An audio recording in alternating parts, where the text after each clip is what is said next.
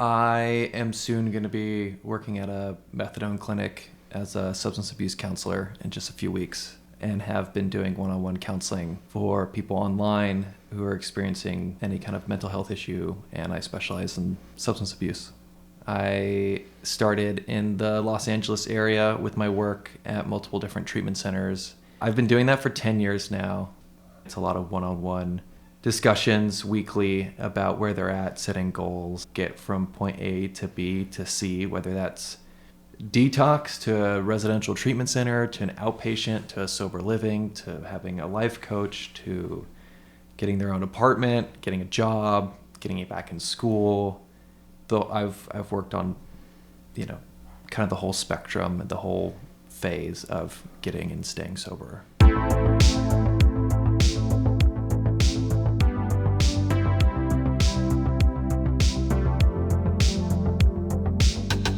Everyone's story is shaped by family, whether they're present or not. Noble is no exception.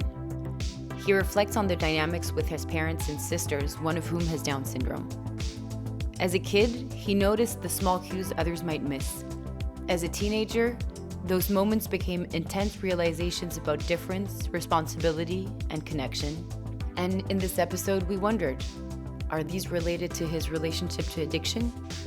Did these years lay the foundations for the work he does today as a substance abuse counselor? I'm Léa Hirschfeld, and this is episode 9 of Out of Sync, opening a new chapter of the podcast recorded in Boston. Full transcripts are on YouTube, and now it's time to grab a cup of your favorite drink and enjoy Noble's story. Yeah, and it started with my own experience of getting sober and going to my counselor and saying, okay, how do I do what you do? And then I went to the school he went to, I got the certification he got, I continued my education. We ended up working together for a few years. What do you learn in school to become a counselor? Oh, I loved it because it was specializing in substance abuse counseling. So while in school, it was a 2-year program. While in school, I was like, oh, that's why I think that way the whole time. It was pretty fascinating. Pharmacology, a lot of different drugs affect the body in different ways, and the brain in many different ways. Also with depending on what substance people are using and coming off of, the effects of coming off of them can vary quite a bit, whether it's a stimulant or a depressant, and just different walls, different barriers that come up emotionally, depression, anxiety, all these things that just come up when you're getting off of substances or when you're in between using and you're just trying to feed that craving. One of my favorite tools that I learned was motivational interviewing, which is a practice of counseling, of helping people really just come to the right answer on their own, because I sure think I have a lot of answers, but people don't want to hear my answers. They want to come to an answer on their own. I think that's the biggest tool I learned, was just talking with people about figuring out what works best for them, meeting them where they're at, and it takes a lot of humility. It takes a lot of patience. I'll say that. It takes a lot of patience. It's an interesting field. It's tricky. There's a big expectation as a social worker that you are doing what you're doing because you care and because you love it and because you want to help people. And I think that's true for most people, including myself, but I also need to clock out, right? I need to clock out, and I also need to make enough money, and I need to take care of my own mental health and my own self-care. Otherwise, I'm useless to anyone else. And it's not always a priority in the field for us to take the time as the social workers to take the time to take care of ourselves. How do you find space for yourself, and how do you kind of charge the batteries?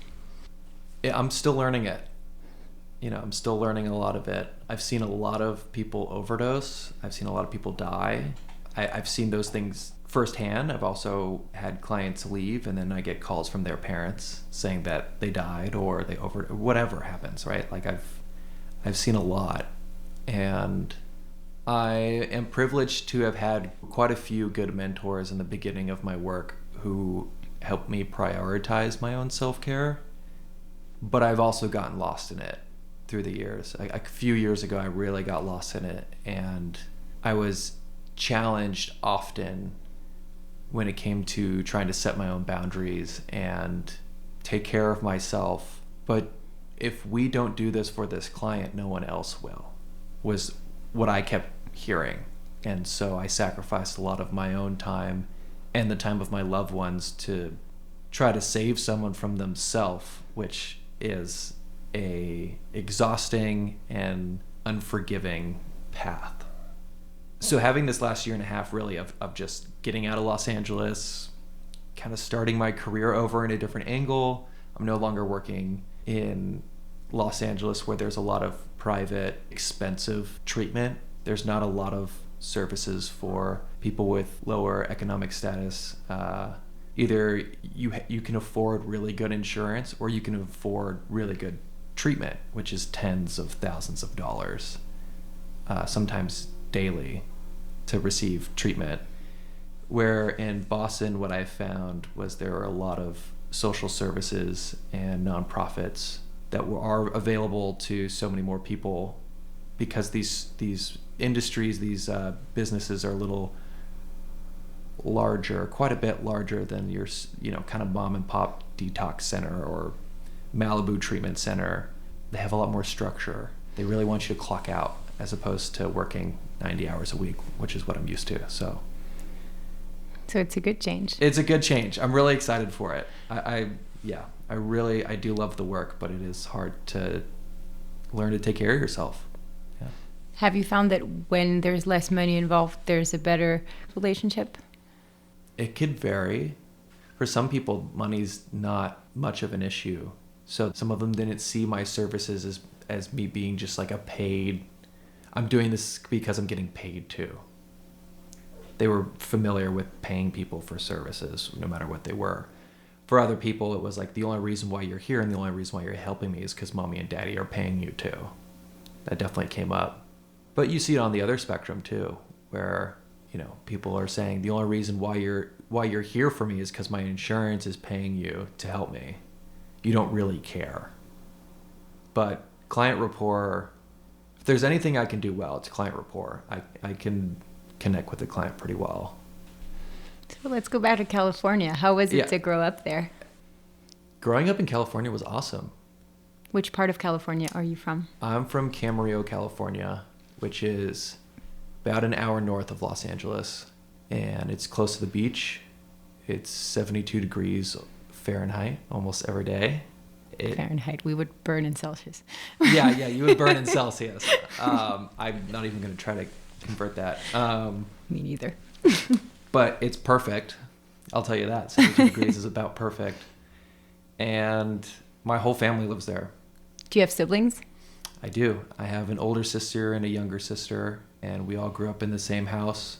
My parents are still together. We're all very close.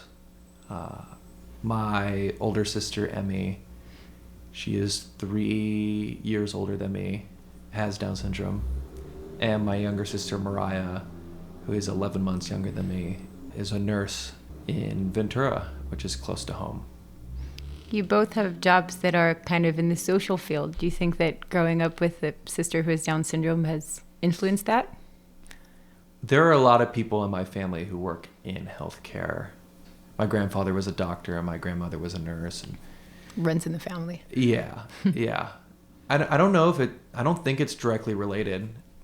It could have been. I mean, my relation to working with people, I've always wanted to work with people. I knew that before I even got sober.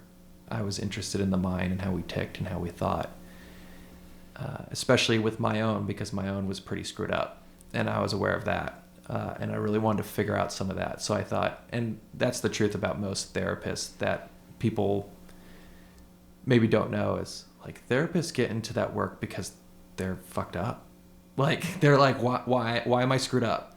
Tell me why I'm screwed up. Tell me why I have depression, anxiety, self-doubt, imposter syndrome. Why do I not feel like I belong? And that's why they become therapists. They want to know more.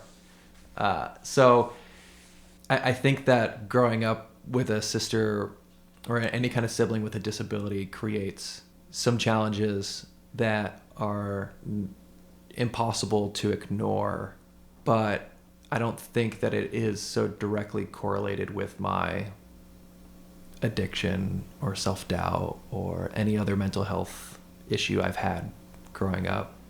What kind of relationship do you have with your siblings? I have a close relationship with my siblings.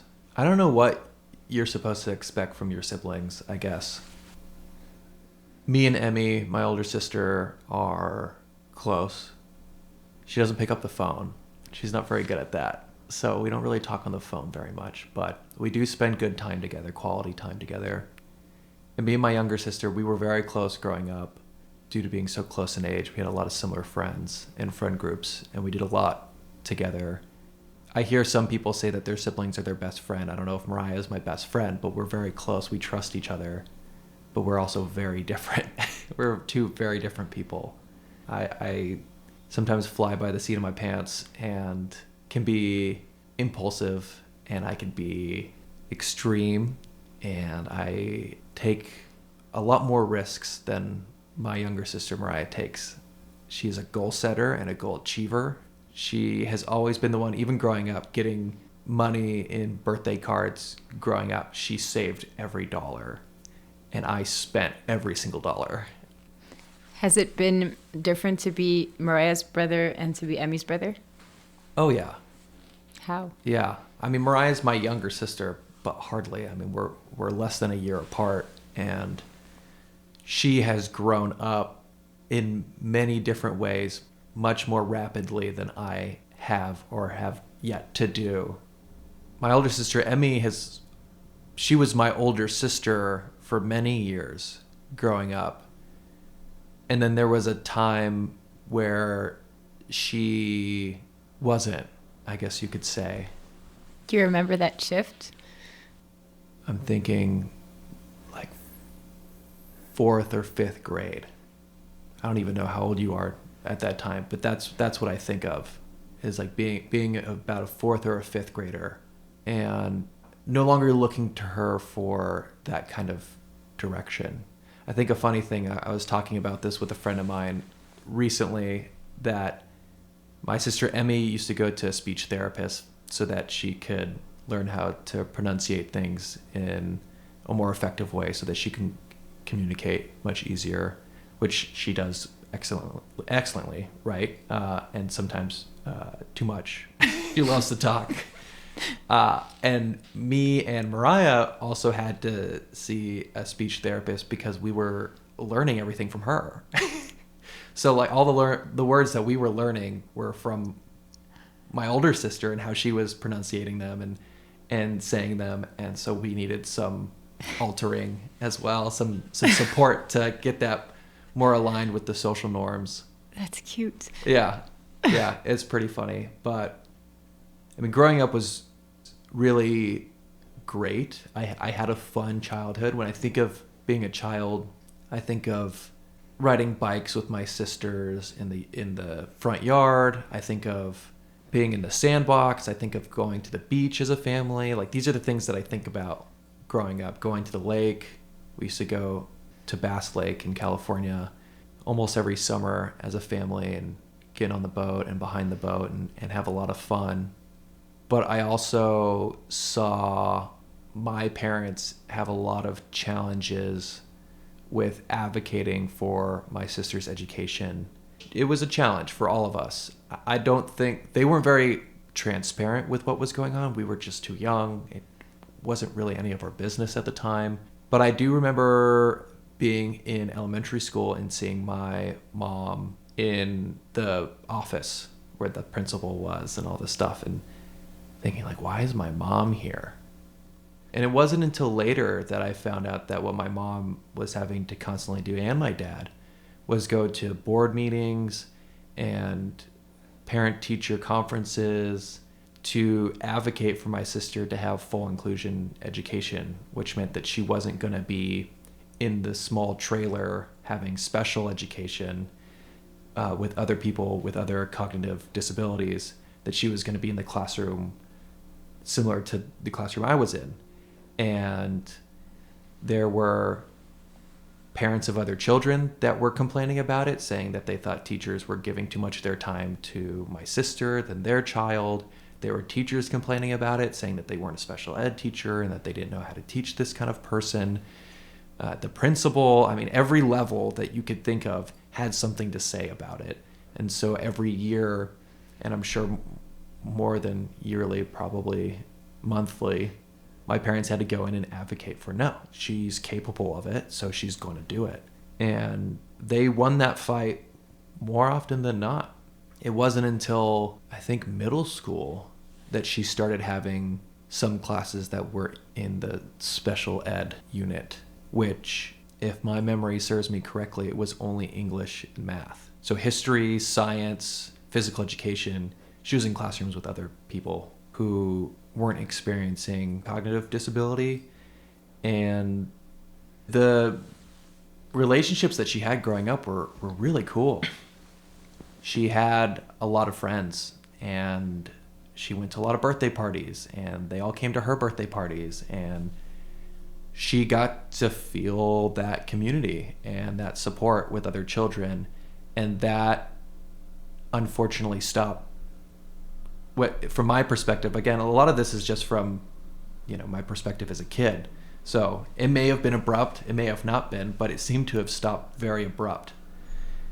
I don't remember how old she was. I want to say maybe like 11 or 12 years old was when she had like her last big birthday party, where she invited, all the girls in her class, and no one showed up.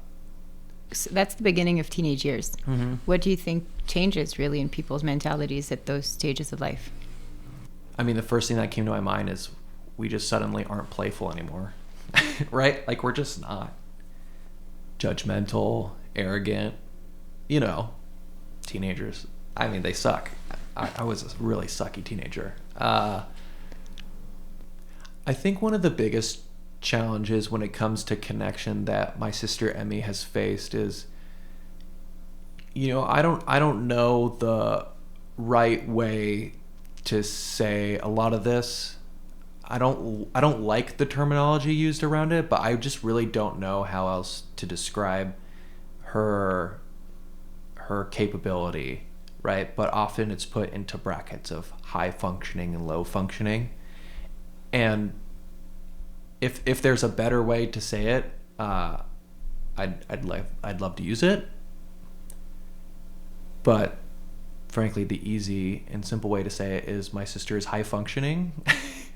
And what that means is that she is capable of a lot of things that other people who have Down syndrome may not be able to experience. She's very easy to understand. She's relatable. She carries conversation very well. She's engaged. She is very intelligent with math and taking care of herself. I mean, all the really the basic needs. She has that. And I do know that there are other people who have Down syndrome who don't experience those things at her level. So I think her biggest challenge has been being kind of stuck in the middle between her friends who also have disabilities, and I've seen the way that she interacts with them, which is a lot more playful and simpler when it comes to the jokes and the conversations, and it's not as engaging as she's capable of when she's speaking to other people who don't have a cognitive disability.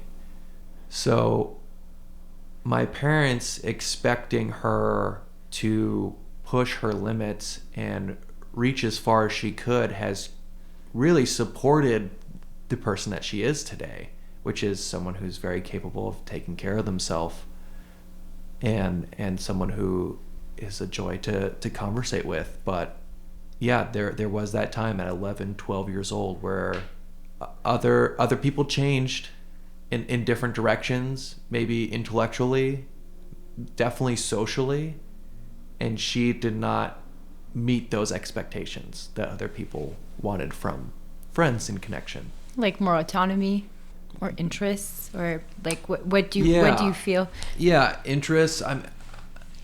It is hard to describe because my sister is someone who is very playful and sweet and innocent in certain ways. She has an incredibly positive attitude that doesn't waver.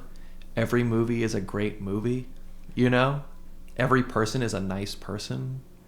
I can read when she's talking about people that she's met, whether she likes them or not. She'll always say that she does, but the words that she uses vary depending on how much she likes them or not, right? Whether there's someone that she wants to continue to connect with or not. And I think growing up, other people her age just weren't having those experiences anymore. They weren't playful, they weren't young, they weren't cheery. They were wanting to be normal, right? Which is a big issue. I remember for a long time Emmy saying, I just want friends who are normal. I want normal friends. And I did not hear her stop saying that really until she went to Zeno. What's Zeno? Zeno is it's a camp. It's a summer camp. It's a ski camp. It's a film camp for adults with and without disabilities, along with other varying communities of people who need community, right? They have a sober camp now that I'm a part of. They have a camp for veterans. They have all sorts of different camps for people who are just in need of connection and community and like-minded people. It's a nonprofit. The home base is in Vermont. They've done film camps in LA, which is how Emmy got involved. They do their ski camp up in Vermont. They do a sports camp with Access Sports America in Florida. They do all sorts of activities, and it all started with the community of people with disabilities. So both you and Emmy attend, and I attend too with my brother. That's where we met. Yep. I remember the first time we met, we did like a kind of circle. We sometimes do that at Zeno, where we kind of talk about our day and like why we're here, what's kind of like what's up circle. Mm-hmm. And we're one of few who have a sibling with a disability and who go to Zeno. And I was surprised by that. Mm-hmm. Is that something that also surprised you, that there aren't that many siblings? Yeah, there's not a lot.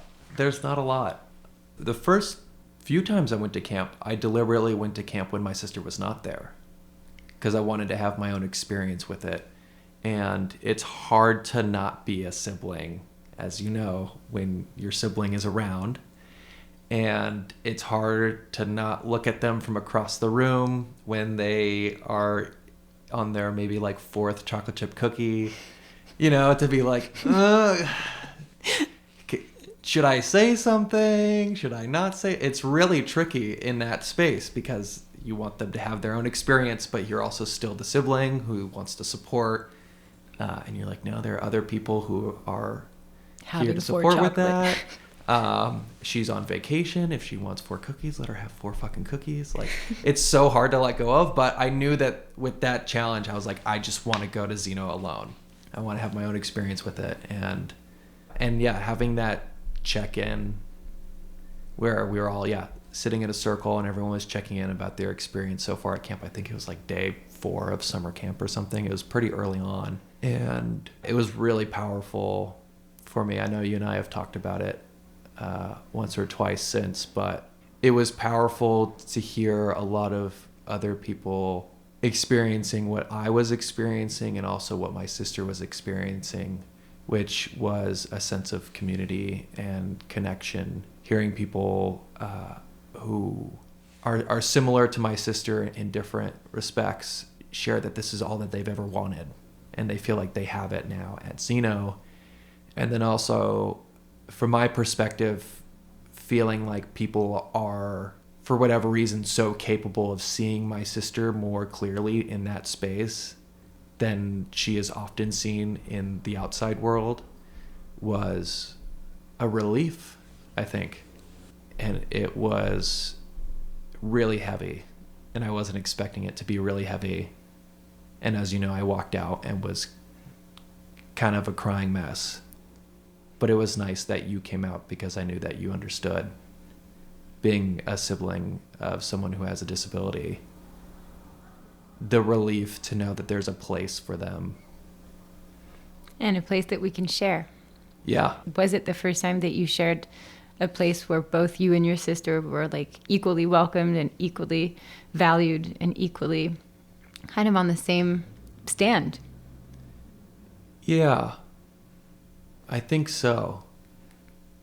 When you were asking that question, I immediately thought about the different events that we have participated in together, whether it was her doing the Special Olympics growing up and me sharing that experience with her and being there with her for that, or she's been a part of the same soccer team and basketball team for maybe 30 years now with a lot of other people with disabilities who she's grown up with in the town that we grew up in.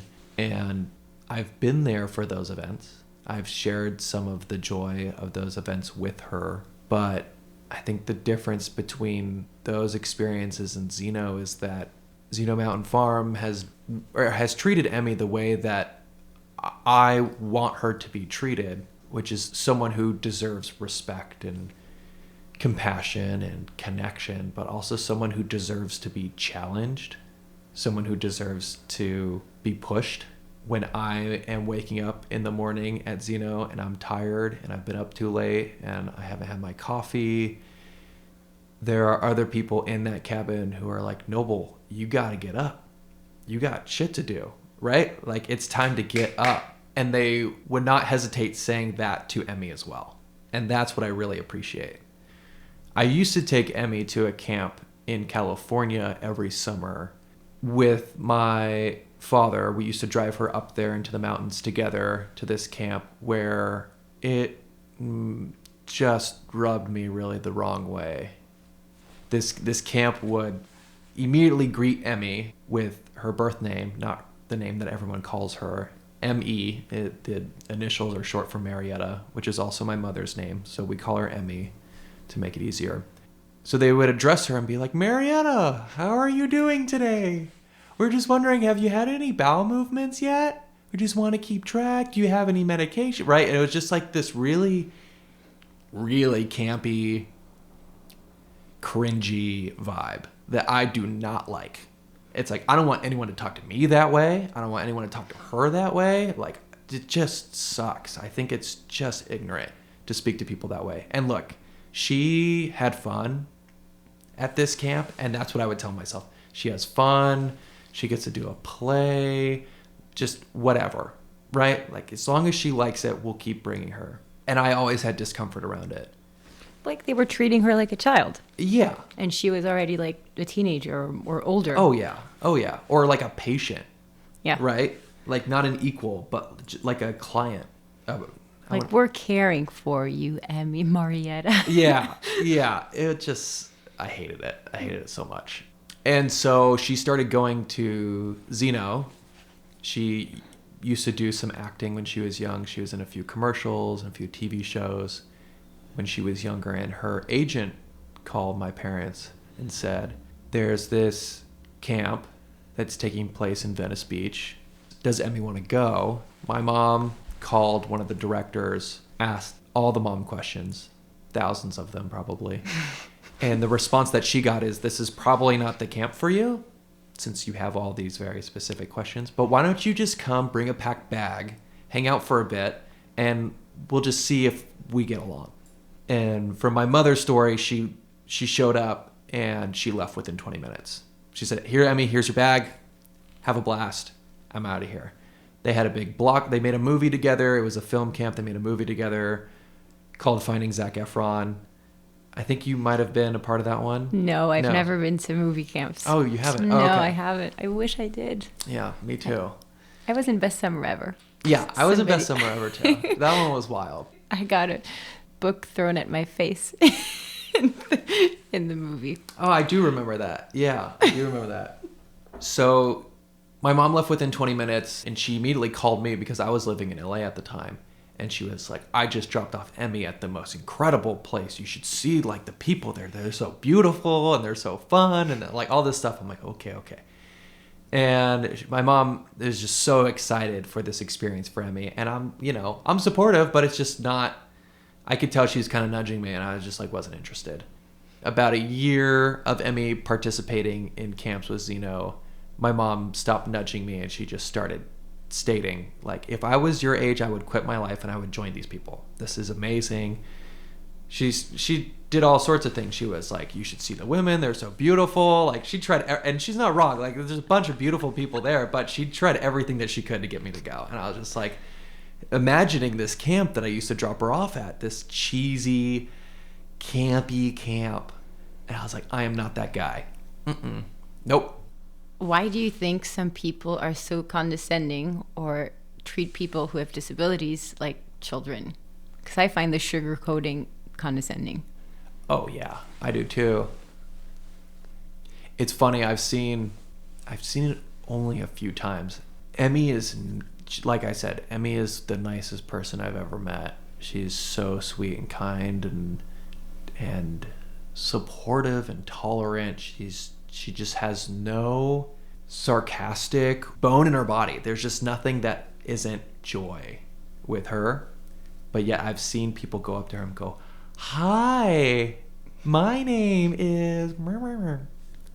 And she'll go, hi, my name is Emmy. And I don't think she knows how funny it is. But I've seen her do it, and it's really funny. And yeah, I don't know what it is. I think that people are really afraid, you know? I don't think that she's like trying to do anything other than speak to them the way that they're speaking to her. Like, I think she just thinks it's kind or something. I don't know. I think people are afraid of offending. People are so afraid of, for whatever reason, talking to a human being like a human being. And it's also, I feel like sometimes they forget that people grow into adults. Like, it's not because you have an intellectual disability or cognitive or even physical that you stay at the state of a 2-year-old, you know? Like, you're a person. Yeah. And you grow. And, I mean, I don't even speak to children that way. That's just me. Like, that's how uncomfortable I am around baby talk. You know, it's just not for me. So, you know. So what did you discover and what did you learn at Zeno? Because you finally went.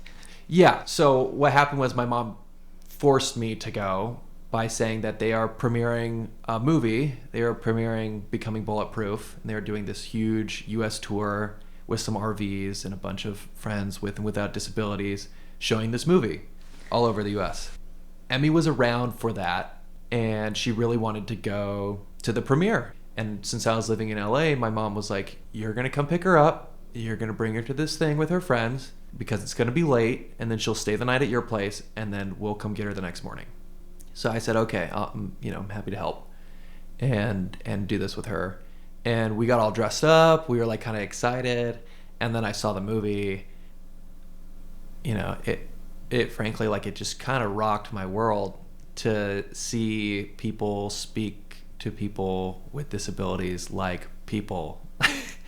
You know, going back to this whole topic is finally I was seeing people addressing them as human beings and as equals and talking to them about things that they want to talk about.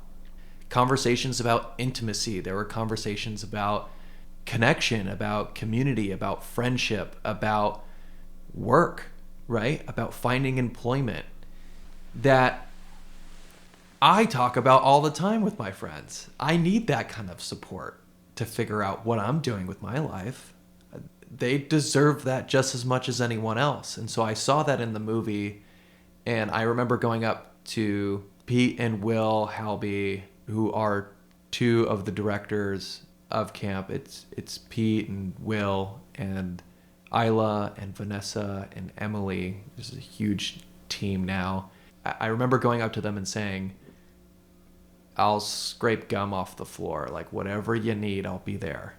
And they were like, okay, yeah, just, you know, stay in contact, email us, and we'll get you there. It's nice to meet you. It's nice to meet Emmy's brother. And then there was a crew of us that went out to a bar afterwards. Everyone was drinking and dancing and partying and just having a blast. And I had not had that much fun with my sister in a long time. And I remember there was one distinct moment. I won't put out names because I don't know if they want me to put them on blast this much. But I remember walking to this bar from the movie theater, and there was someone with a disability who was putting up a little bit of a fit about walking too far to the bar. And someone who's a close friend of mine now from the camp turned around and said, "Could you just stop being a dick? We're almost at the bar. Like, just relax." And in that moment, I was like, this person gets it, you know? Because that's how I would talk to my friend.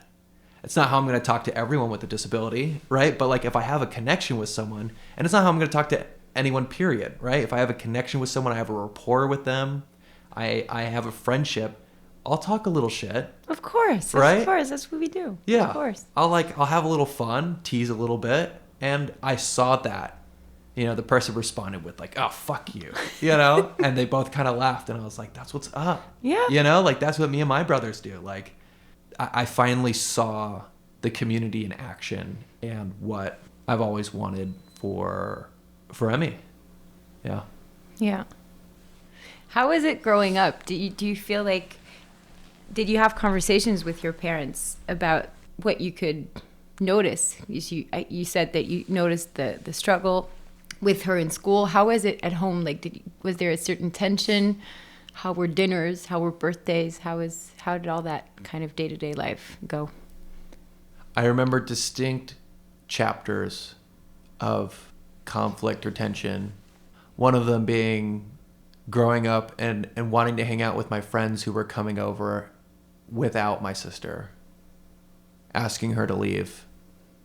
I remember my mother being really upset about that and wanting me to include her. But I was probably a 9-year-old boy saying boys only.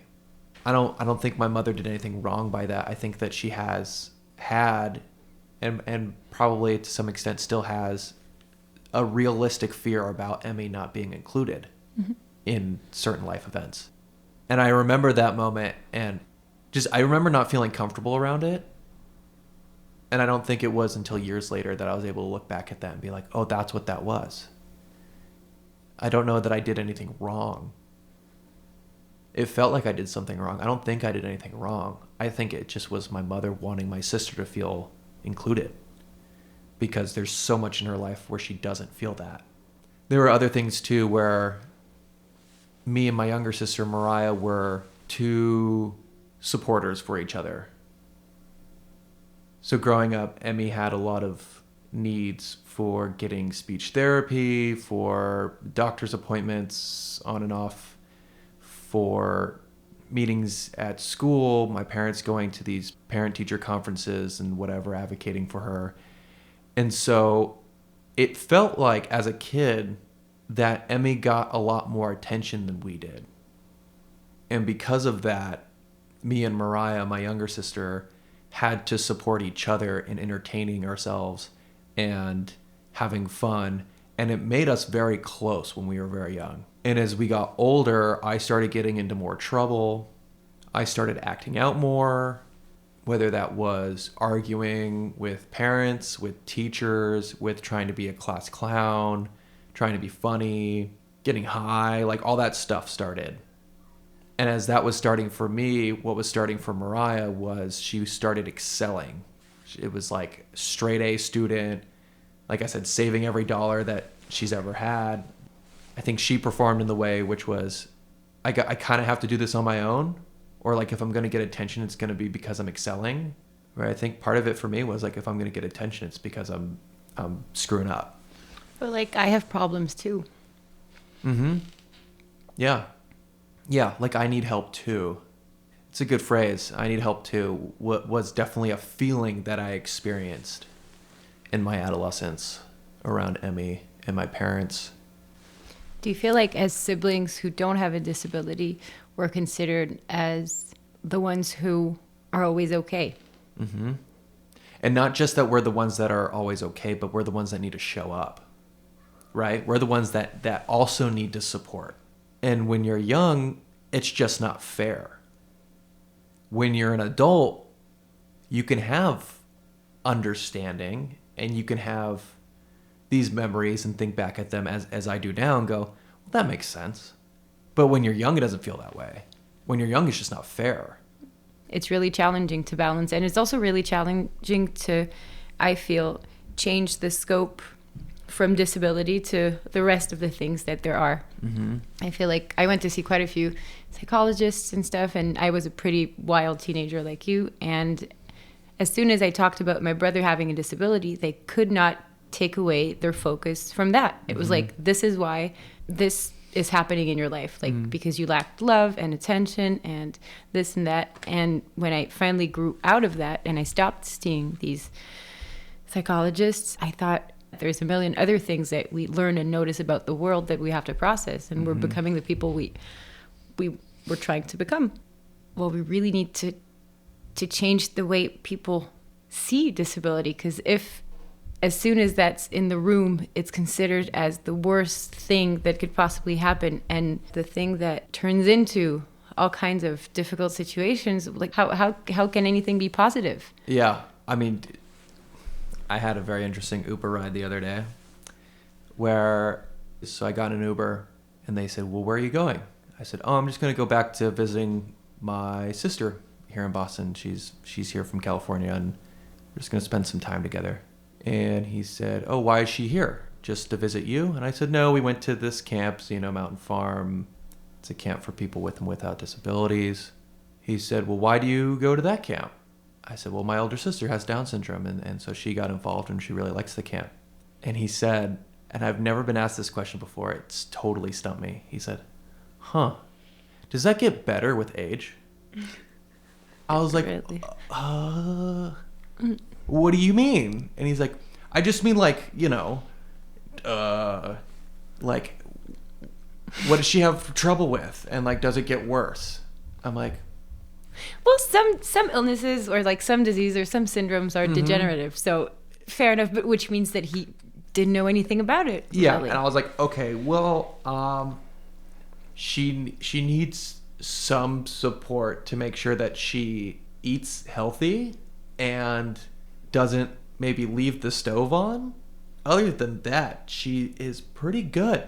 So does that answer your question? Like, it was just so weird. I like really threw me back. And it's a funny way to ask it. Yeah. Yeah, and if you do get around to talking to my mom at some point, my mom has told me so many stories of my mom tried to have, and my dad tried to have kids for many, many, many, many years before they had Emmy, their first child. And my mother had a lot of responses from people saying, "I'm so sorry." And still to this day, she gets that response when she says, "Well, my oldest daughter has Down syndrome." They say, "Oh, I'm sorry." And I think in the beginning, my mom expressed it being very upsetting. I think after a while, you just see it as a moment to maybe teach someone something and be like, it's not something to be sorry about. People who don't have experience around disability often see it as a hindrance for everyone it touches. And it would be ignorant of me to say that doesn't come with challenges. It clearly comes with challenges for everyone involved. But I don't see it as a hindrance to have love for someone. And because I have love for her, I am willing to support her. And because she has Down syndrome, there are other challenges that come up where she may need a little bit more help.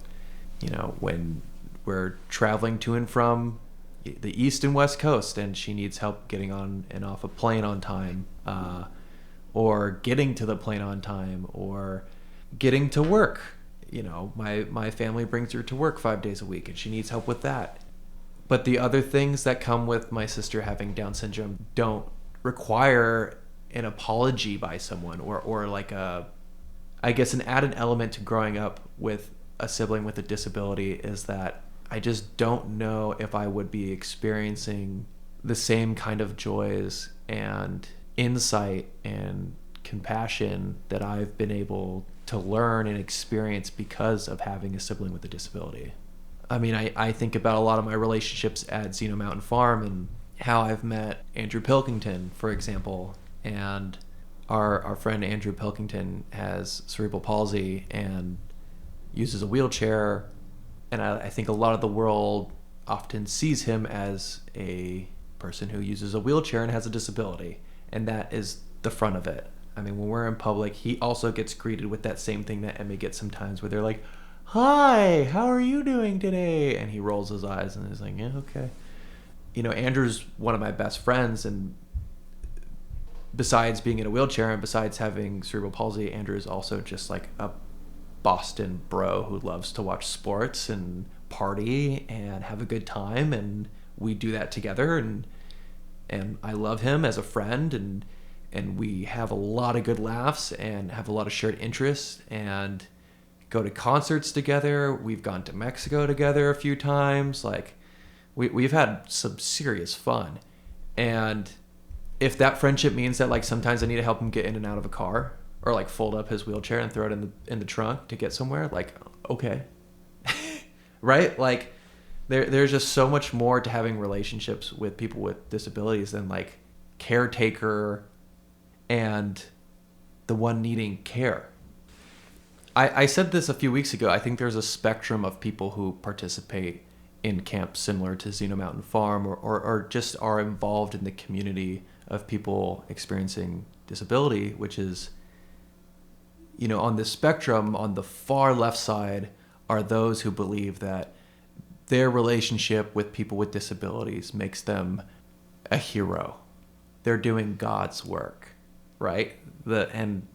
And then on the right side of the spectrum are the people who are like, this is fun.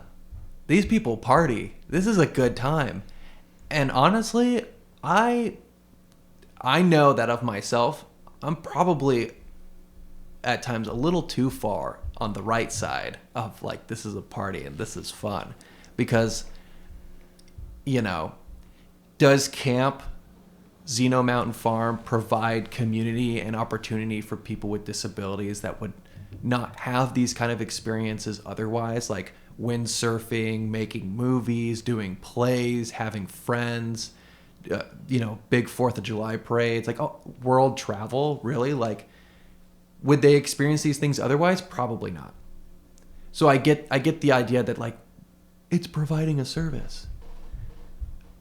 I see Zeno Mountain Farm personally as like, this is my best vacation.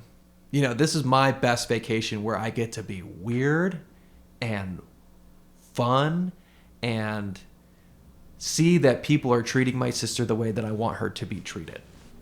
That's it. It's not God's work.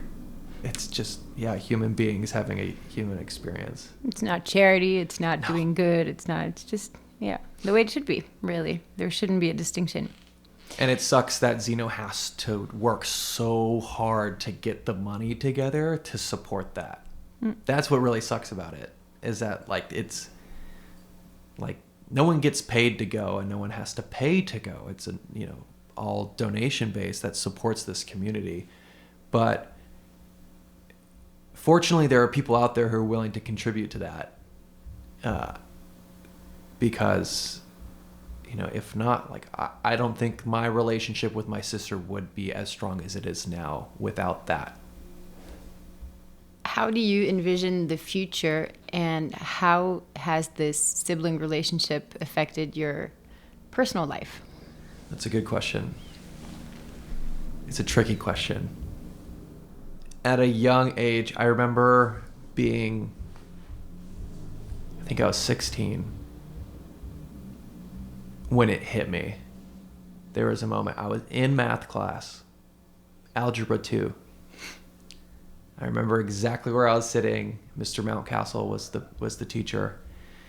I can tell you everyone who was sitting next to me, it is a very vivid memory where I went, my sister's going to outlive my parents, and I'm going to need to find a way to continue to support her life the way that they have. And it was really scary. What's scary about it? One, it costs a lot of money, something that we don't have a ton of. My parents work very hard, and have always worked very hard to give all of us the life that we have. And I'm very fortunate, but it does cost money. It costs time. It's a lot of responsibility to ensure that her quality of life is what it should be. Not just that she has her basic needs met. Her basic needs will be met. It's to ensure that her quality of life is there. What does that mean? That she has this community, that she has family, that she has someone that she can have meals with, have vacations with, live with. Her life today is that she lives with my parents along with my other sister, and she loves her life. She goes to work 5 days a week. She draws and writes out screenplays. She loves film and acting, and she sings and she walks the dog, and she has a very full life. She goes to basketball, soccer, out to the movies with a group of friends that she's known for years. And frankly, I mean, just the truth is, how do I support that with also having my own life? Which feels so selfish to say, but it's just the truth, right? Like, I just want to have my own life. I want to have a wife. I want to have kids. I want to have a home. And now there is also an extra component there that I have to focus on, which is financially, emotionally, and socially supporting another human being who needs those supports because she won't advocate for them on her own. Once I realized that, I put a lot of pressure on myself to succeed in the field that I work in and set up my life in a way that I could do it all. And it's put a lot of fear in my decision making, in my lifestyle choices. I mean, I hated living in LA. I really did. It was fun for the first few years. I lived there for 10 years almost, and I did not like it there. I mean, LA's dirty. I don't really like the culture. The scene around substance abuse treatment is toxic, and it's manipulative, and it's for the rich. I didn't feel a sense of community there as much as I wanted to. There are things I loved about it. I did have really good friends there. I had a partner there for years who loved it there. I went to a lot of concerts. It was only an hour away from my family. But I knew that there was money to be made there. I knew that I could keep moving up the ranks in my field by being in Los Angeles. And I was. And I worked really hard for promises of success from employers and agencies in my field so that I could someday support this life that I had envisioned with my sister, where she has her needs met and some, and I have my desires met and some.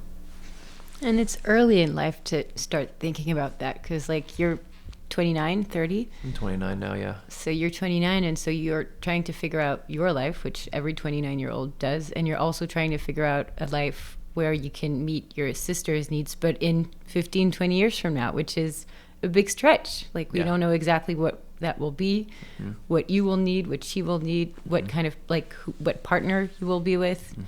And it's a lot to think about. Yeah, it's a commitment of whoever my partner ends up being, my life partner. Like, it's a big commitment on them. Do you talk about it with your partners? Yeah, very quickly.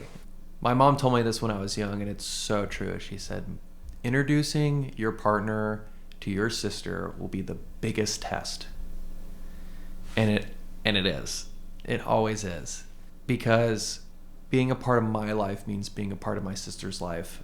And if someone wants to consider having a life with me, they need to know that that is just part of it, no questions asked.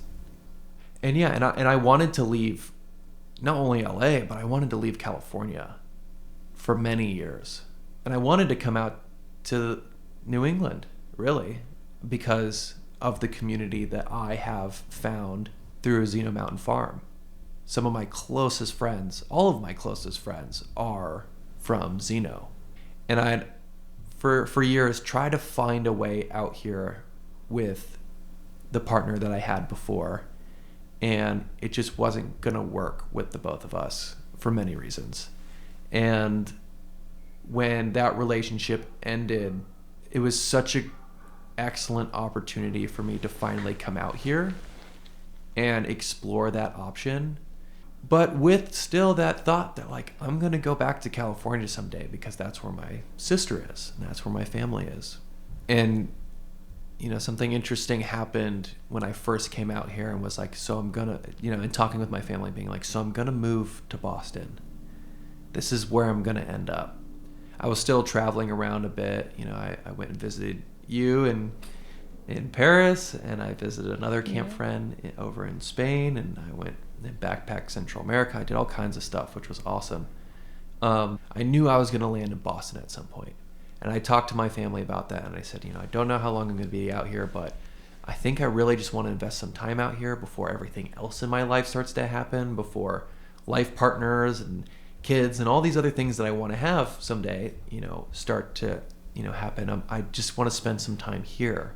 And my sister Mariah called me not long after that. She said, so I just want you to know you're not taking Emmy. And I was like, what? She was like, I just want you to know, I know you're moving to Boston, but you're not taking Emmy. I was like, well, okay, well, we got plenty of years before that conversation happens. But she's like, no, I know, I'm just letting you know. She's going to live here and she's going to be with me, and you're not taking her, okay? Wow. I was like, okay. Did you two ever have the conversation, like the after conversation? No. With Mariah? Yeah. Not really. So there it was. There it was. Kind of. Just like that. And I kept trying to be like, no, but like, we got to like actually talk about, and she's like, there's nothing to talk about. That's it. And that's the big difference between me and her. Like, I want to talk about it. You know, I want to like break it down. I want to like look at all the different options. And she's just like, nope, it's done. You know, the truth, again, like it sounds kind of, it feels a little selfish to say it, but the truth is it was a relief. And the relief is not that like that it's not any hindrance really to my life, because this is someone I love and that I want to support. Part of my life is supporting this person I love as a choice. If I wanted to, when I'm an adult, I could play the easy card and put her in a group home, but I visited those places and they're not for her. They're just not for her. So you've never considered that option? It's always been, we're going to live together, no matter what it takes. She's going to live with family. Yeah. Why are group homes not for her? They're not going to meet her at her level. How does a group home work? Well, for starters, it depends on whether you have money or not. Let's say you don't. Okay, so me. So then you rely on state support with her insurance and other, you know, fundings from the U.S. How much money a month is that approximately? Oh, I wouldn't even know. I'm the wrong person to ask. Mariah knows more about this than I do. You know, the state, depending on someone's experience with their disability, the state will give an individual a certain amount of money per week, month, whatever, for assisted care. I know right now of someone who needs 16 hours a day, right? Like a full day of care, 2 8-hour shifts, pretty much. And the state pays these workers like in Massachusetts, it's like $15 or $16 an hour, which is not a lot. But then on top of that, what a lot of people who do have money do is then they supplement the rest so that people are making more, so that they can get caretakers who also want to stay. Because that's the other trick. It's getting people who are going to stay. Why do people leave usually? Because there's not enough money. They got to get a different job. There's just not enough money. And that transition means that there's a period of time where this person just doesn't have care. The other person who's going to have to pick up that work is going to be family, and they also have their own jobs so that they can supplement the income maybe, or just so they can afford their own lifestyle. But this person that I'm speaking of also needs a lot more care than my sister does. It varies, but the group homes that I've visited in California had a lot of people of varying disabilities, autism, Down syndrome, whatever. And their daily activities were very simple, short, arts and crafts, put stamps on envelopes, a lot of TV. And as we've seen with the pandemic, what that lack of stimulation does to anyone. I remember leaving that place and being like, Mom, Emmy can never, and before it even left my mouth, my mom was like, Emmy is never going to go to a place like that. And it was arguably, compared to others, pretty nice. Does she express any desires for her future? Emmy? Yeah. I mean, Emmy wants, I think, what a lot of people want, which is love, family, a career. She wants to be recognized as a writer or an actress, things that she enjoys doing and is good at. She's had her flings. She loves love. She loves love.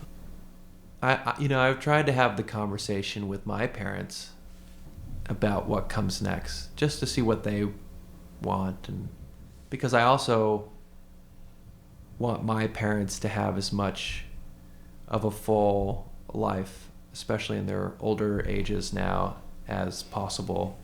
And that conversation with my mother is similar to the conversation I had with Mariah, where she's like, Emmy's gonna live here. She's happy here. We're happy with her here. There's nothing else to talk about. And I'm like, yeah, but, don't you guys want to? She's like, she'll come. She'll come. If we're going to travel, if we're going to do what, she'll be there. Like, what else would we have her do? I was like, I don't know. I just want to have the conversation. My mom was like, well, the conversation is that. Like, we're happy. My parents don't see this as a chore ever. Ever. It is not exhausting. I think if anything, it's quite the opposite. My mom has said many times, I don't know what we would have done during the pandemic if it wasn't for your sister. Because she was the one who had a positive attitude. She was the one who kept it light in the house. She was the one who kept us engaged.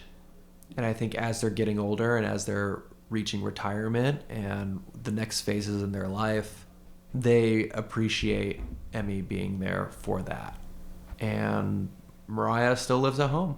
She takes Emmy out to the bars with her friends pretty often, and they all get together, and all of Mariah's friends know and love Emmy, and Emmy goes to all the weddings that Mariah goes to, and all the she's just part of it. She's part of it. And with that, my parents do have a lot of freedoms.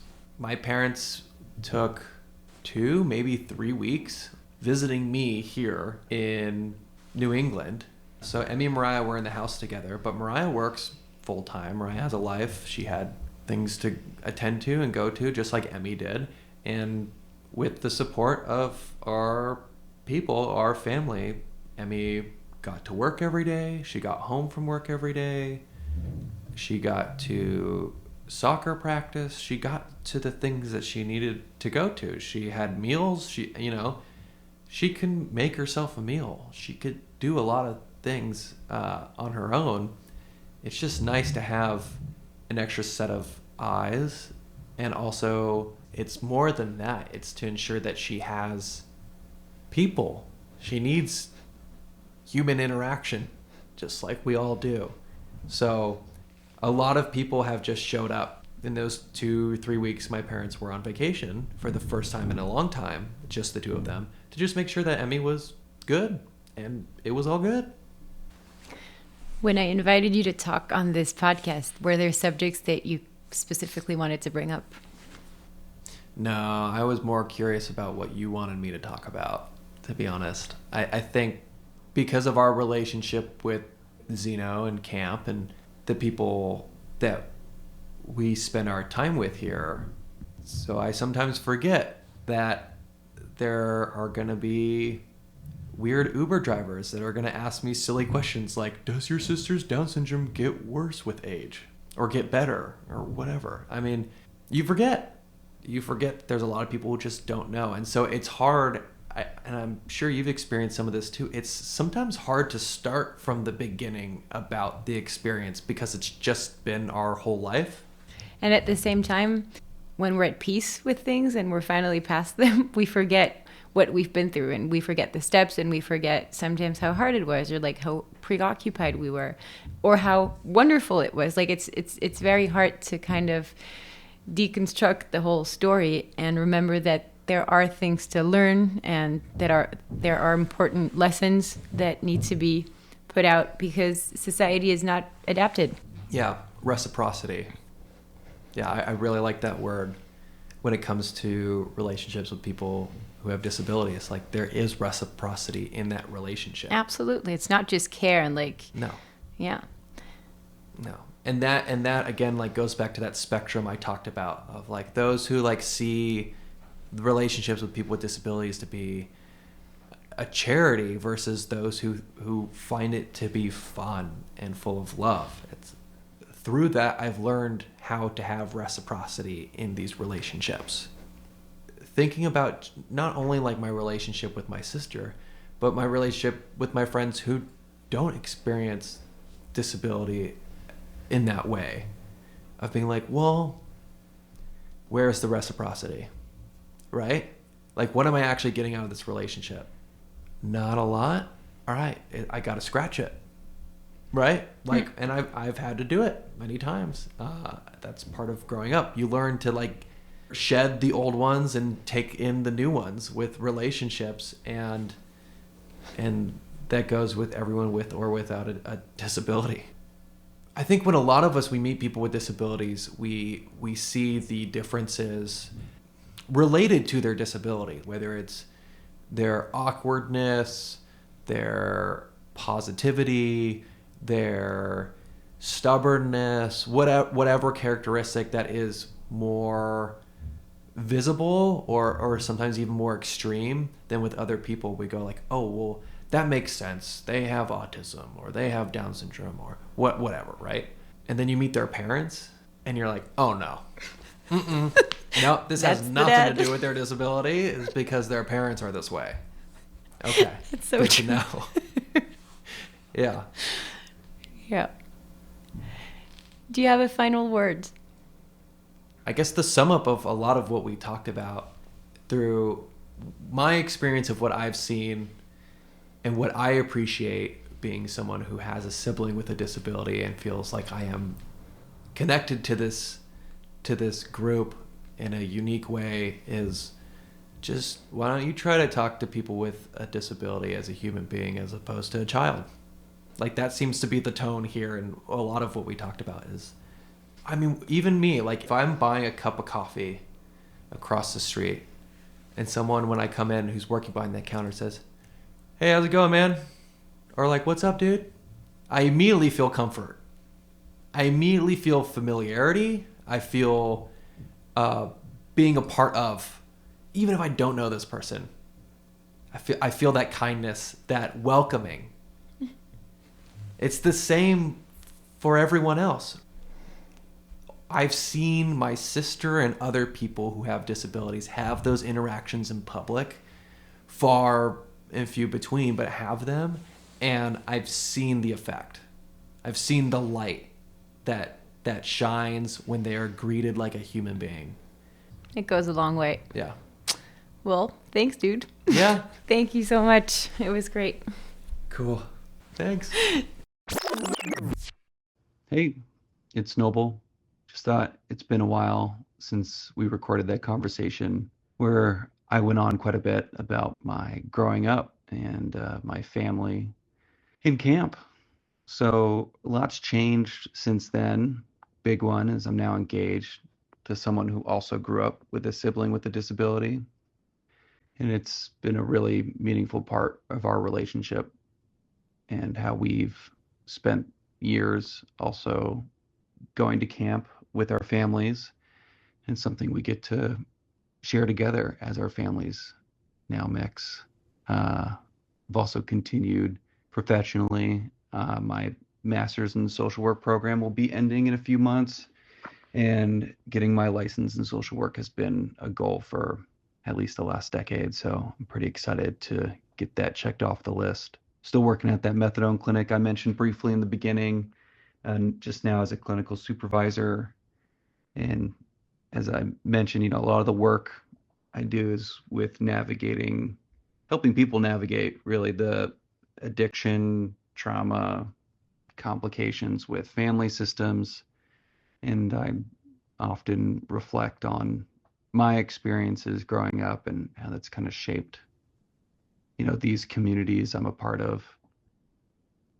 Family-wise, there's been some really beautiful changes too. My sister Mariah is now married, recently had a baby, and Emmy has taken on a great role as being an awesome and supportive aunt, Auntie M, as she likes to say. Emmy herself is still doing great. She's still working, playing sports, and still comes to camp with me every summer. That continues to be, a big highlight every year for the both of us. So in a lot of ways, life's grown and changed, but, the core of those relationships and experiences still really present in my life. And every summer when Emmy and I go back to camp together, it's a good reminder of where so much of that perspective started. So thank you for listening, and peace. You've been listening to Out of Sync, exploring life through disability, one story at a time. New episodes drop every Tuesday. Transcripts are available on YouTube, and French language stories on Décalé, Decales. I'm Léa Hirschfeld. Thanks for listening.